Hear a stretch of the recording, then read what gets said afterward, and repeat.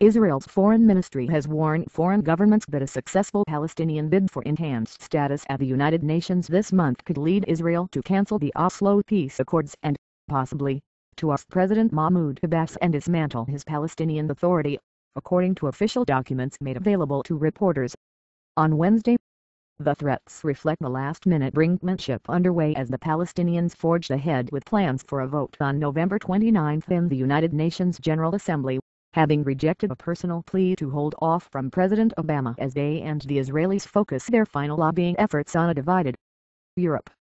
Last week, the Palestinians distributed a draft resolution to the 193 member states in the first practical step of the campaign for international recognition of a future state in the West Bank, Gaza and East Jerusalem. They also seek to upgrade their status to that of the non-member observer state in the United Nations system. There is little doubt that a vote will pass. The Palestinians are expected to win the majority of the member votes in the General Assembly.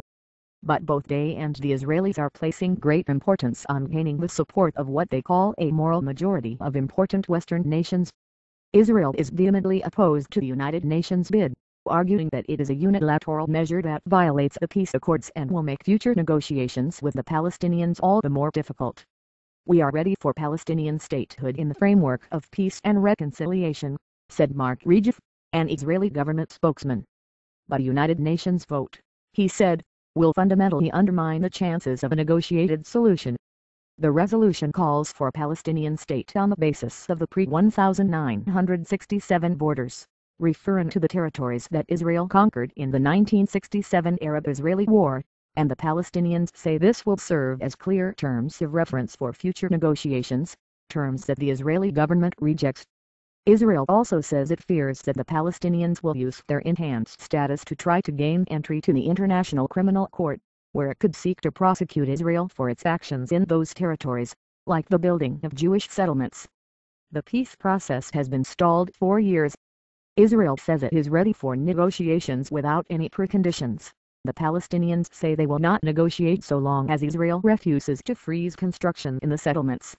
Muhammad Shtayyeh, the Palestinian special envoy for the United Nations bid, told reporters in the West Bank city of Ramallah this week that the main intention was to preserve the two-state solution and to give it legitimacy. One of the Israeli documents released on Wednesday was a list of talking points sent to Israel's ambassadors abroad. They were instructed to communicate the Israeli position to the governments of the countries where they are serving. The adoption of the decision will in our view represent a violation of the agreements between Israel and the Palestine Liberation Organization and will give Israel the right to review and consider the full or partial cancellation of the agreements, it stated. It added that a General Assembly decision would have grave consequences and that Israel could respond with unilateral measures, without elaborating. A second document, an internal paper labeled draft and written by staff members of Israel's hardline foreign minister, Avigdor Lieberman, was more explicit. It described Mr. Abbas as an unpopular, weakened leader who had grown rich from leading a corrupt authority and was heading to the United Nations in a last-ditch effort to remain in power.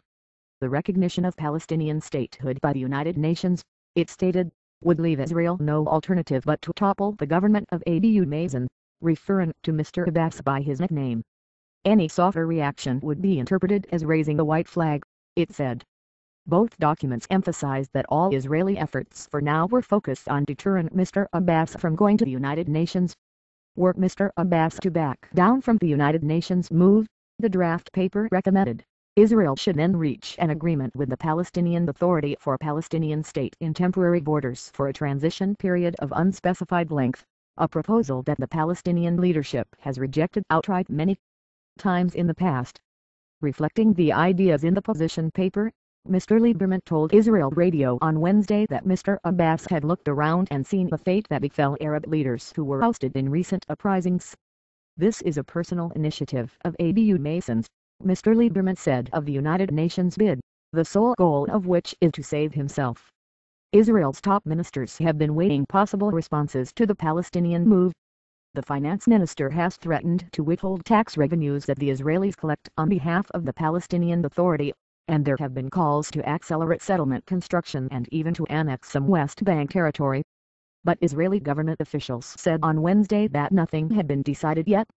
Mr. Shtayyeh, the Palestinian envoy, said he considered Israeli warnings about the collapse of the Palestinian Authority as empty threats. Israel has a vested interest in maintaining the status of the Palestinian Authority as it is today, he said, noting that the Palestinian security forces help to protect Israel. The Palestinian Authority, a self-ruled body, has limited powers in parts of the West Bank and is already suffering from a financial crisis.